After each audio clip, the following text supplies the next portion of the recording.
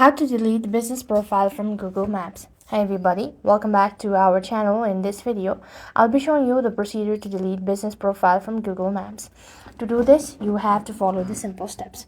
So first thing first, you want to open your Google Maps.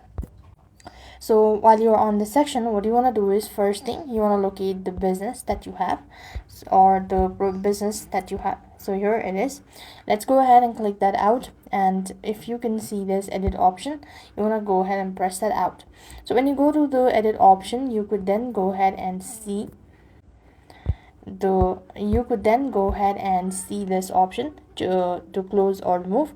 You could go ahead and click on the three dot icon once again, or then click on the close or remove button and follow the on-screen prompt, and with that being said, you'll be able to delete business profile from Google Maps. So that is how you could do it. So I hope the video was helpful. Make sure to like, share and subscribe. Thank you for watching. See you in the next video.